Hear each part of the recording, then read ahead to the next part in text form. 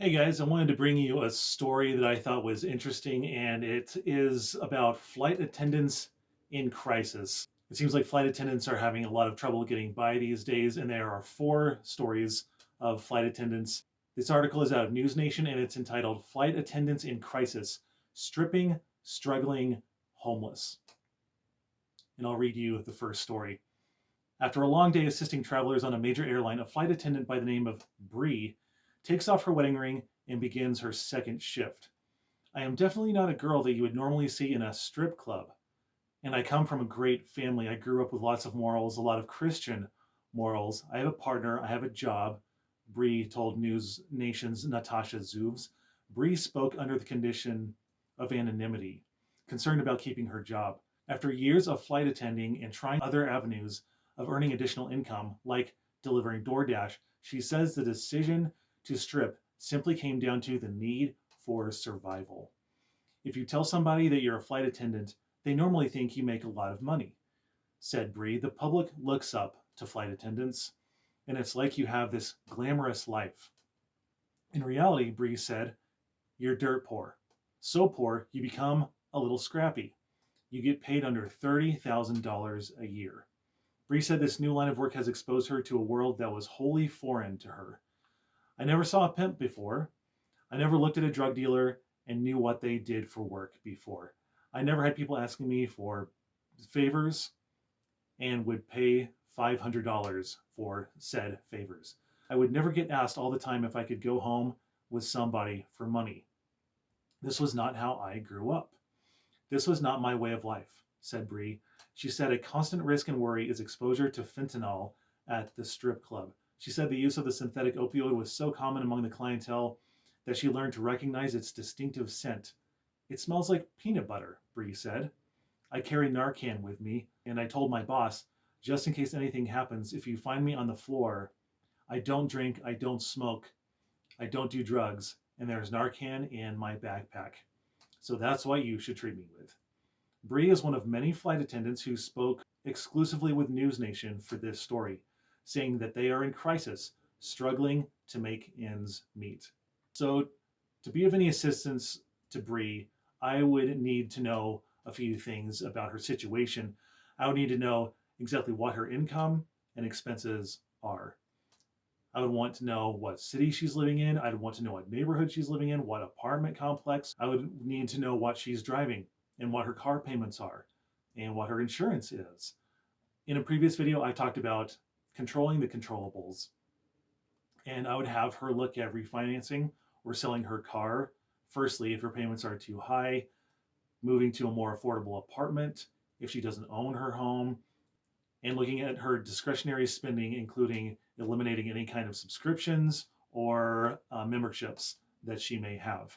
It sounds like she has a domestic partner, so I assume that he's working. A dual income household has a ton of earning power, twice to be exact, that of a single income household.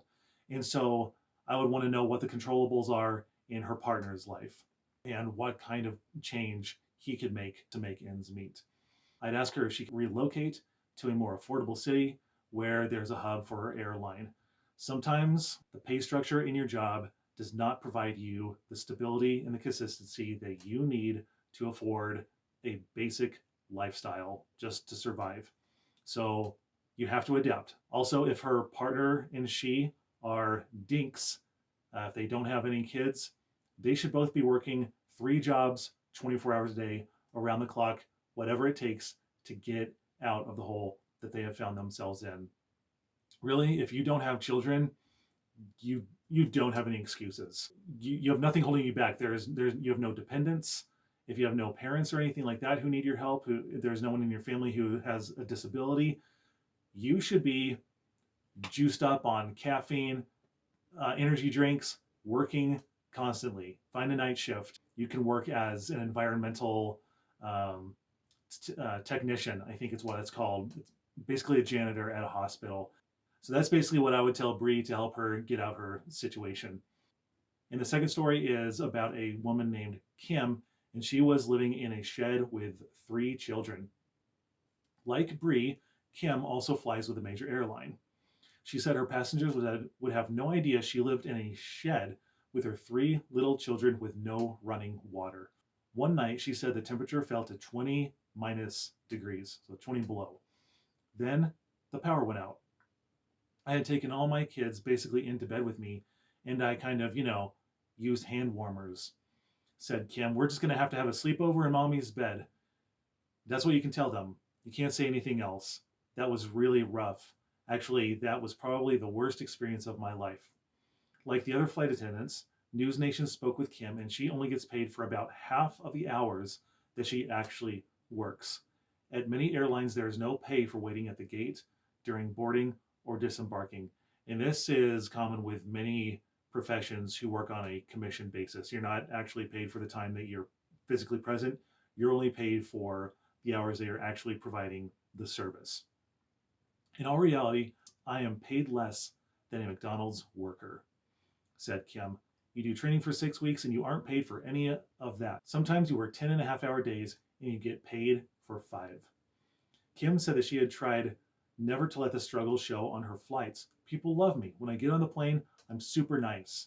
And no one would know anything about me unless I told them because my hair is done, my makeup is done, I have a uniform, I'm smiling, I'm interacting. Kim has no plans to leave the industry.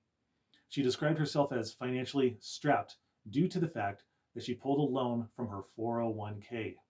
If I were to quit right now, I would have to pay all that back, and that's money that I don't have. Kim has managed to provide for her children, moving them into a better living situation as she now looks for a second job.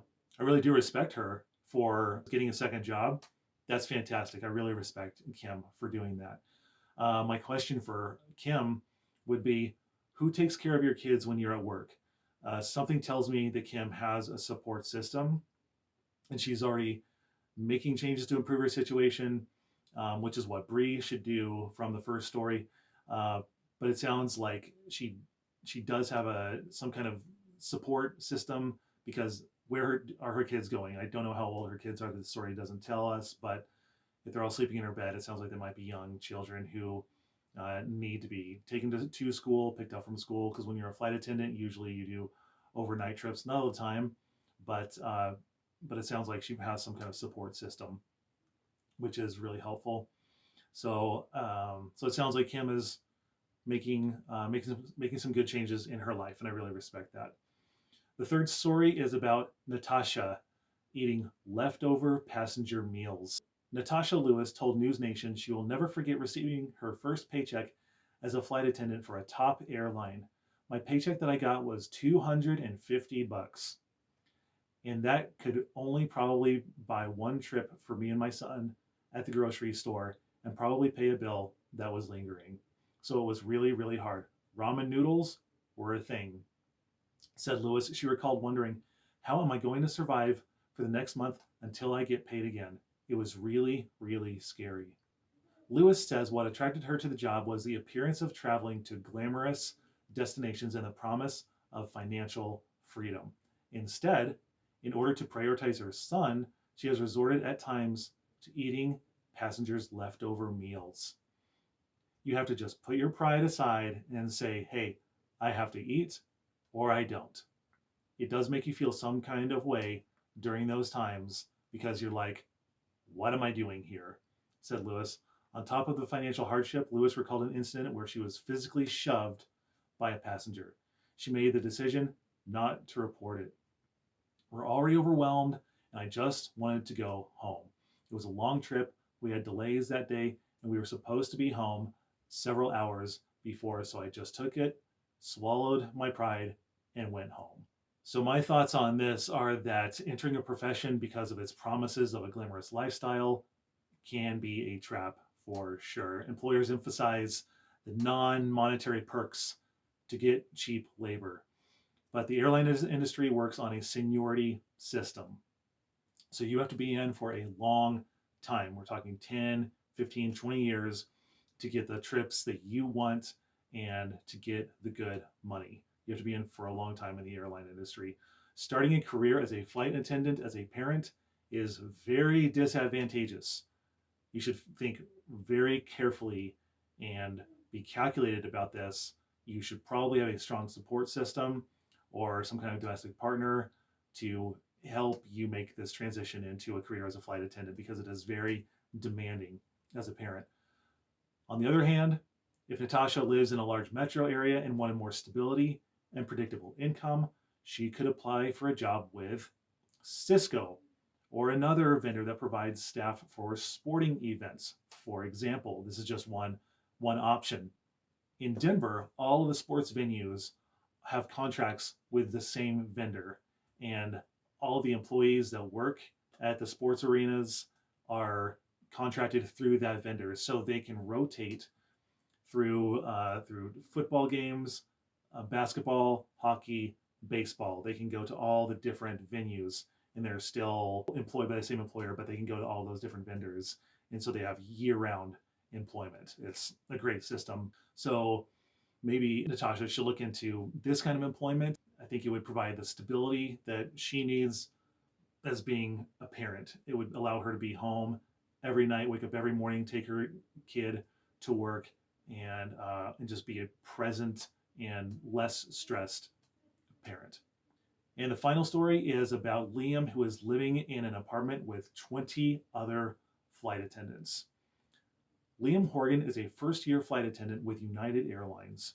He has lived on food stamps and in a crash pad with 20 other flight attendants in the Bay Area.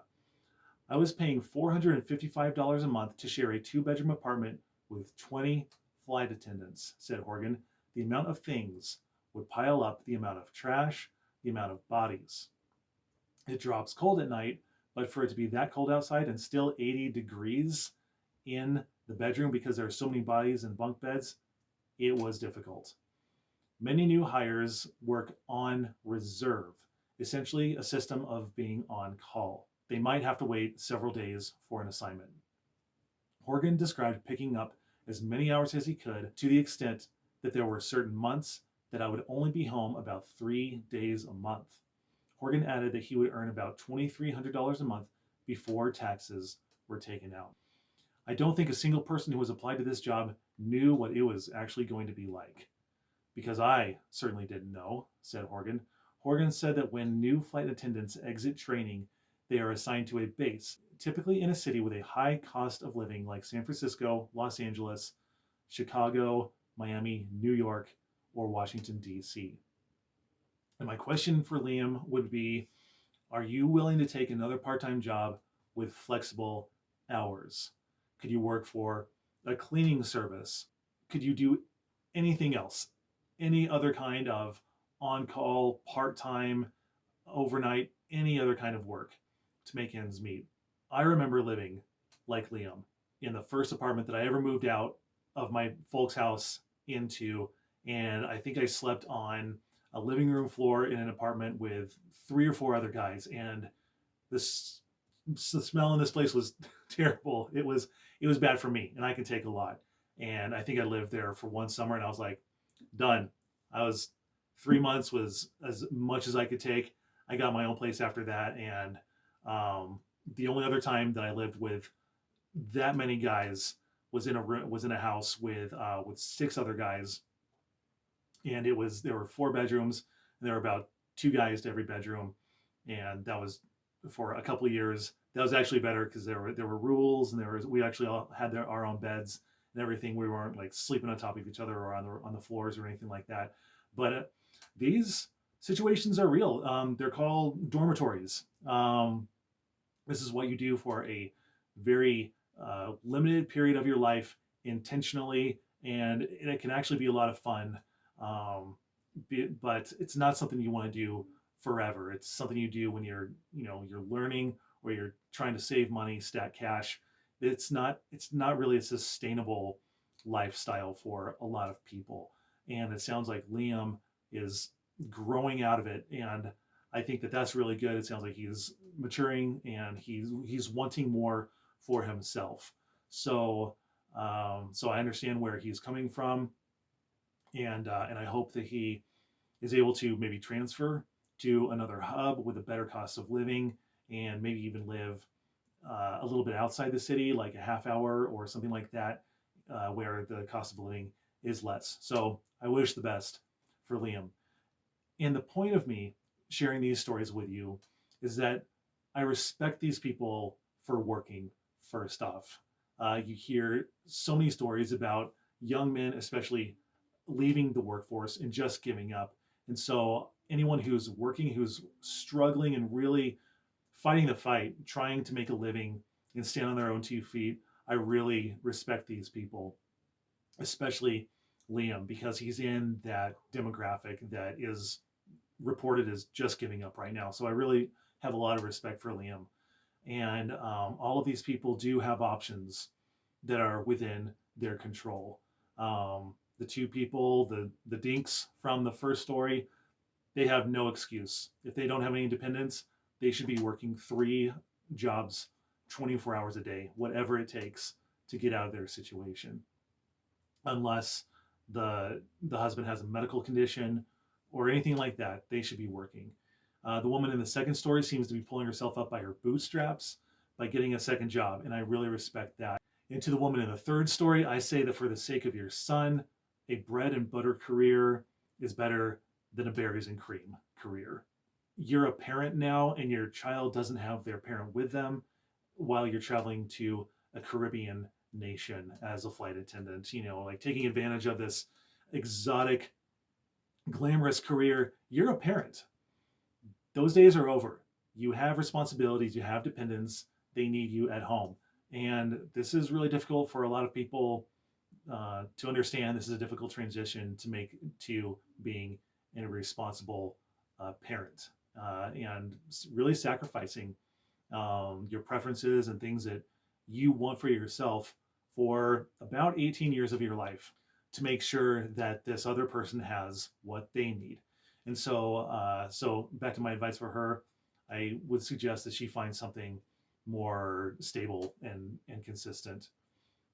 And to the young man, Liam, in the fourth story, I say try and get another job with another airline like Frontier. That's based in Denver, and Denver is not the cheapest place, but it's not as expensive as DC or LA, New York, or any of those places.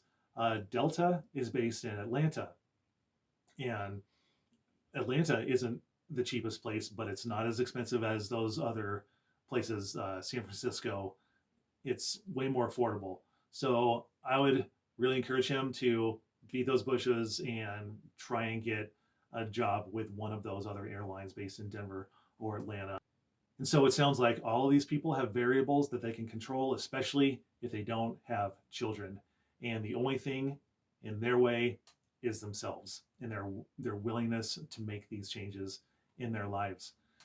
Wanting something isn't enough to get it. You've got to work your ass off sometimes, especially in an economy like this. We have to be realistic, but it is possible. Find where you can contribute value and do that around the clock as much as you can. Don't stop until you're out of the hole. Sometimes that is the only way to get ahead. And on that note, thank you for watching. I hope you got something out of this. Remember to like, subscribe, comment below, share this with someone else, and don't give up when you can get ahead.